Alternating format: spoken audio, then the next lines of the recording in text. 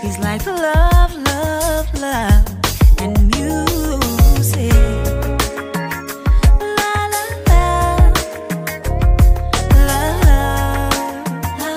love, love, love, and music. Love, love.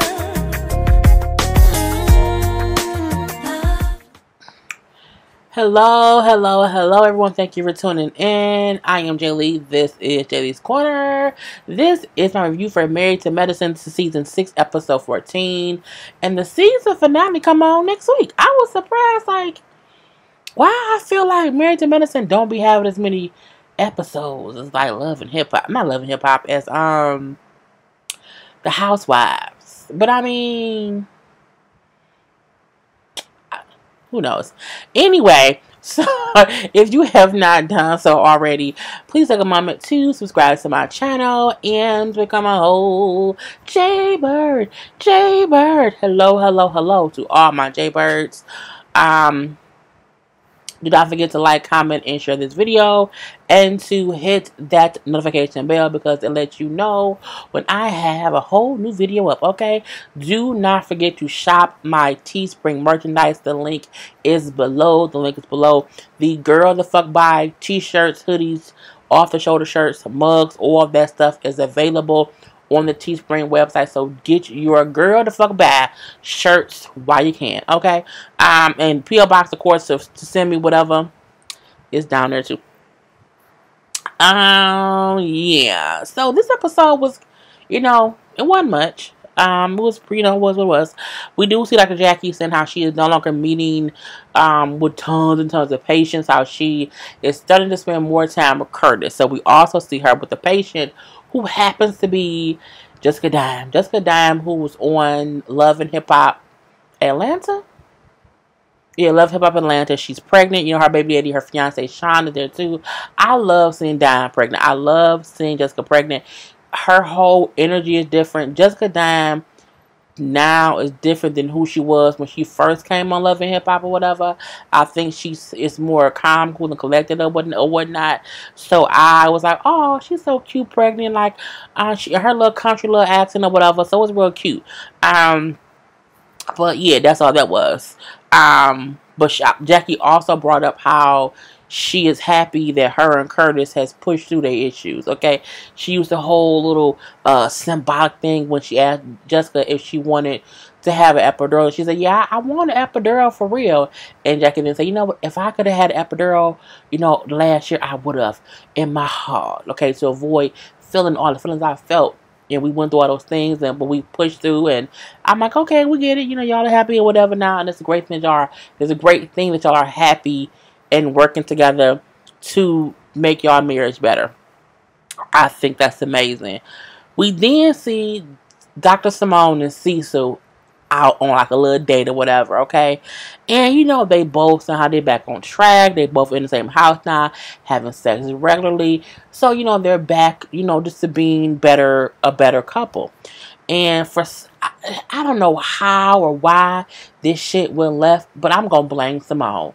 Simone, as out the blue, brings up how, he needs to take more responsibility for what he put her through. And I'm like, wait, what? Ain't y'all that didn't have a good old time or whatever? Like, ain't y'all celebrating being better? Like, why are you bringing up old shit? Like, you was in Antigua and put all that shit in the goddamn shell. How you bring it back here and bring it to the goddamn table? I don't know, okay? She's basically upset because she's still bringing up that Tammy shit.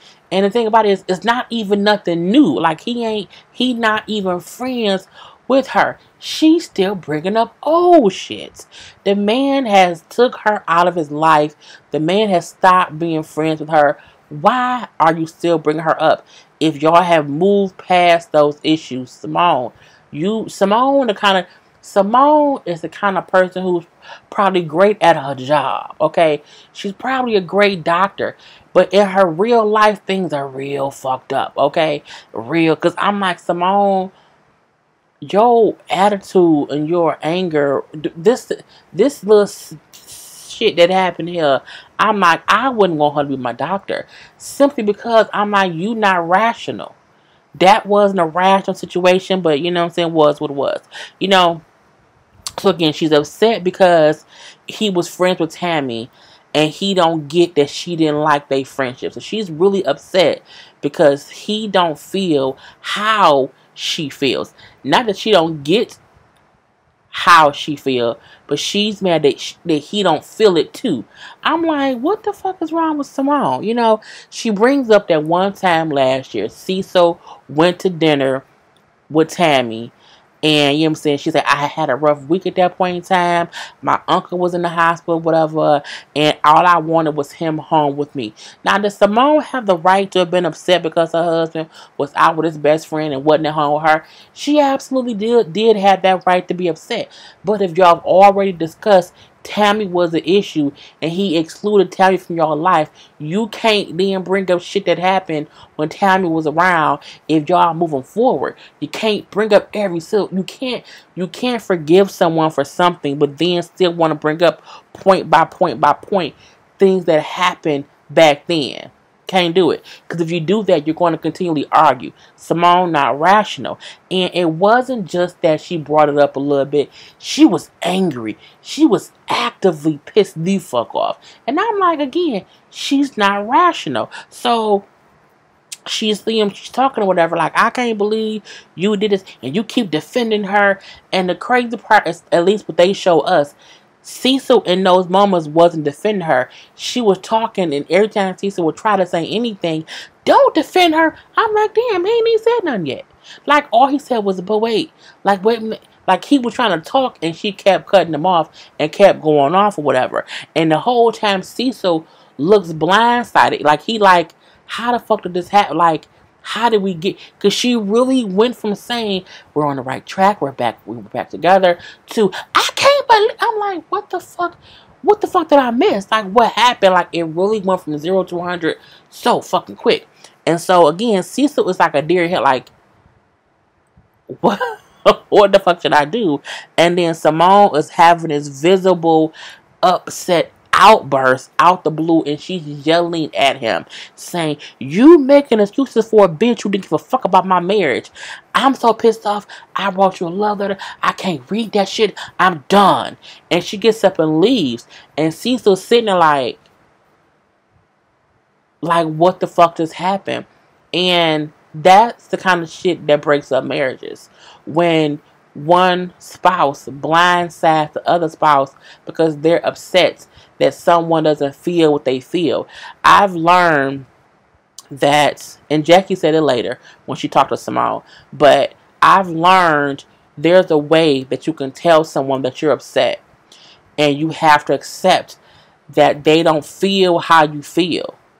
Okay, you can't be upset that they're not mad how you're mad. You can't get upset that they're not happy how. I had a person say to me, they get upset if they're happy about, I bought a whole new blender. I'm so happy I got a whole new blender. And I went home and told my husband, I have a whole new blender. And he didn't even care. I was so pissed. How you pissed because he's not happy? How you happy? How you mad because he don't have the same feeling you have? Like, we all different. So I feel Simone was upset because Cecil wasn't upset how she was upset. And it don't mean that she did not have the right to be upset, but you can't be mad at him for it. It was a bunch of bullshit. You know what I'm saying? So they leave. They end up leaving and arguing. They didn't show us the argument, but she said later how they argued the whole way home. Probably because she was irrational, but whatever.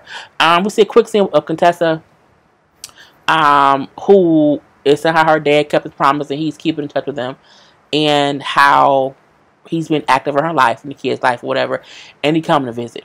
Okay, cool. We see the whole thing. We see Mariah, her daughter. Her daughter wanted new clothes because she's going to high school, so she had the daughter meet with designer Anthony. Anthony was on Project Runway. He's been on there a couple. I think he was on there for the regular season, and then also for like the All-Star seasons. I like Anthony. I love his designs. He is so talented. So talented. Anyway, she brings up how she wants to make sure that, Lauren feels great going into high school. You know what I'm saying? This is great about herself going into high school. And she brings up, having Lauren when I was 25 years old. You know what I'm saying? It changed me. It changed my life. And, you know what I'm saying? It was no longer about me. And, you know what I'm saying? I became a woman. She brought the best out of me. I said that was cute. And the outfits that he had her try on, they were really cute. I mean, they was really fancy. They were really, those not everyday go to school clothes, in my opinion. Like, I'm like, some of that stuff that you will wear, like, going somewhere. I'm like, she ain't got no, like, little jeans, little slacks, nothing, all, like, ball. But all the pieces look great. And Lauren looked like she enjoyed it so much. Like, she enjoyed looking like a little lady. And it was cute. We do see Toya, calling all the ladies. And, she called Simone first and said she wants to plan a ladies trip to like a little winery. And Simone said, "Are you sure you're the right one to do this? Because that last Antigua trip, how you was tripping or whatever, like, should you be the one planning trips? Toya should not be the one planning trips, but neither should Simone. Neither should Simone. Jackie can plan trips. That's about it. I mean, only Jackie can prevent these forest fires.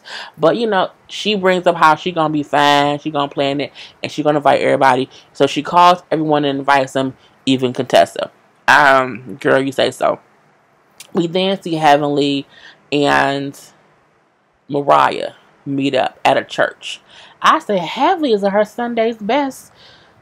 I mean, it was her Sunday's best. It wasn't. It was like, let me try on Sunday. And they both get there. Now, she brings up how, she needs to own what she has done to Mariah, regardless of what Mariah has done to her. Meaning, she still feel like Mariah did shit to her. But she's apologizing anyway. You know what I'm saying? Kind of getting things in a better place. So when they both get there, whatever, she said, I felt like we can come here because, you know what I'm saying, it'll keep things to a certain level because we in a church. And I said, you would hope so. But she says how, I want when we leave here for us to be in a better place. And Mariah says, I agree. I hope we can too. So, and Mariah says how she also feels like Heavenly is being genuine in what she's saying. But she asked her, like, can you tell me what I did to you to make you react the way that you have so that I won't do it again? I felt that was an honest, sincere question coming from Mariah. Okay. Heavenly says, you lied on me, like you was lying to me or whatever. And Mariah said, I never lied to you. I never lied on you. So Mariah is just basically a dictionary, meaning, she's saying I didn't lie. I repeated something because Heavenly's talking about the whole Damon thing. Mariah said, I didn't lie to you. I didn't lie on you. I repeated something I heard, and that was it. I also feel like Mariah never said, I know plenty of women that Damon cheated on you with. She just said, I can name plenty of women that Damon has been with. Of course, it's implied that she mean cheating. Don't get me wrong, I know that's what's implied, but it ain't what she said. And the fact that Damon and Heavenly have been together for 20 years, I mean, Mariah, I don't think you knew him 20 years ago. So that's why it made everybody feel like you were saying that man cheated, and that ain't fair. But she did say, you know what I'm saying, I just repeated something that I heard and I shouldn't have done that. But she admits, I said it in retaliation for what you said about my husband, saying you talked about my husband's penis. And then she was like, well, you know what I'm saying? Well, she the one who said his dick was small, and Mariah didn't say his dick was small. What she said was Aiden sometimes overcompensates because he's not black. I don't think that means it's because he don't have a big dick. It could mean I'm a black woman and he's not black, so he's always extra because he's not a black man. But again, it's all up for interpretation, so I don't really care. Anyway, Heavenly did. She's honest. She said, you know what? I've been going through my therapy and all that or whatever, and I realized that I have these repressed memories and these repressed, things from when I was younger about my sister. So it's not really about you. It's been about my sister, whatever. And so that's kind of where it came from. And Mariah, did you have your mind made up when you first met me? that you wouldn't like me because you said in the beginning that, you know what I'm saying, that you wouldn't like me. She's like, I'm not your sister. And, you know what I'm saying, that's not who I am. And Heavenly says, no, I didn't think that when I first met you. You know what I'm saying? I did say, well, who the fuck is this bitch? I say, did you just say, who the fuck is this bitch in church? Oh, I didn't. And she called herself or whatever. I'm like, girl, you in the house of God, okay? What is wrong with you? Anyway, Mariah then says how, you know what I'm saying, I just ask that you take the time to get to know me and we kind of leave all that stuff in the past. And, you know what I'm saying, we can kind of start from there. And they both admit that they need to start from scratch. And they both admit they both took account for the part they played. They both say how we both played a part in the bull crap between us two and how they both would do better. And now I'm like, you know, and she's like, can I call you sometime? And Mariah said, well, maybe text me. But you have to start somewhere. I mean, Heavenly's mouth is foul. Heavenly goes deep down dark when she go at people. I'm hoping that this is real on both of their ends. I don't want Mariah saying no slick shit. I don't want Heavenly doing no slick shit. I want them both to like, because if the women can get along, the show can be great. But I'm tired of Heavenly always going off the damn deep end, cussing somebody damn out about their damn mama. But whatever. You know, we then see they go on this little doctor's trip, not this girl's trip that Toya's playing. And they're going to a winery on a party bus. So we see all the ladies are coming. Quad was acting on time. They probably told Quad they was leaving hours earlier to get her there on time. So she probably could still have been late. Anyway, even Dr. Jared is there. I'm surprised they had Dr. Jared there for a whole season and she rarely ever talked. I'm like, she clearly won't be on next season. But they did that like 2 seasons ago. It was another doctor who was on there who they showed her talk like 1 or 2 times. And they also showed her husband and she never came back. So I'm assuming Dr. Jared didn't make that good of a impression, because even when like they would show her in scenes, like show up Dr. Jared, but she wouldn't be saying shit. I'm looking like she gave nothing to the show, like she didn't do anything. So I doubt that she'll be back next season. Anyway, on the bus, either Toya or Simone says something like, you know, I wanted us all to get together to kind of talk about things and, you know, deal with things and whatever. And I'm like, I don't know what's going on here. And so Simone brings up how, you know what I'm saying, when we were on a bus last year, we all talked about how we would do things to make ourselves better or whatever and what we need to work on. So Simone said, I need to work on my patience and being extra and being loud and all that stuff with my friends, and y'all need to work on that. Quad says she need to work on being stubborn. She knows she can be very, very stubborn. Contessa then say, you know I need to work on, you know, meeting people where they are. Meaning, at times, people are not ready to hear what I have to say. And I have to be okay with them not wanting to hear it. I can't expect them to, you know, be where I am. I have to meet them where they are. I got what she meant.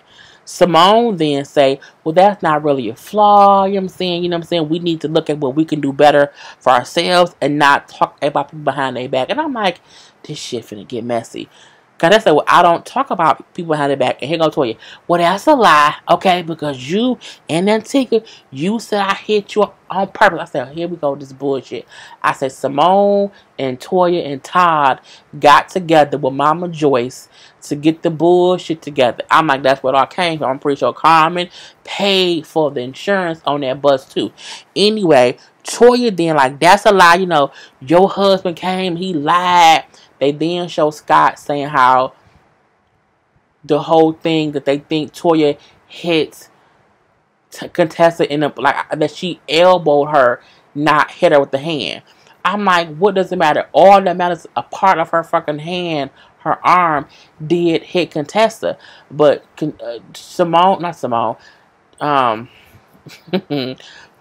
is making it seem as if, oh, it was this big old lie. Like Scott said, well, no, Toya kicked her down the stairs. But in real life, no, she didn't kick her down the stairs. She just tripped. I'm like, why? Really? Really, Toya? I'm like, girl, the fuck back. she then said, your husband's a liar, you know what I'm saying it was an elbow, not it wasn't a hand. Contest, like, but if it was an accident, how can you really remember what exactly happened? If you accidentally, like bumped into someone, like how do you remember it was a hand and not an elbow? Or at this point, I gave zero fucks, truth be told, or whatever, But as Contessa's saying, my husband's not a liar, Toya is saying, that's a lie. That's a lie. Your husband, you just lied. I'm like, you lied. I'm like, Toya.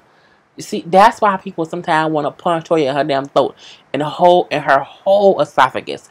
Your husband is a liar, and you need to. I'm like, what the fuck is going on here? What are they doing? I was just confused about what was happening. So is this getting real messy? It's getting real messy. Can tell, like, oh, my husband's a liar. Oh, you want to get choked out. I'm like, why somebody got to get choked out? What's going on here? But I digress. So at this point, they both kind of standing up or whatever. What you want to do? What you want to do?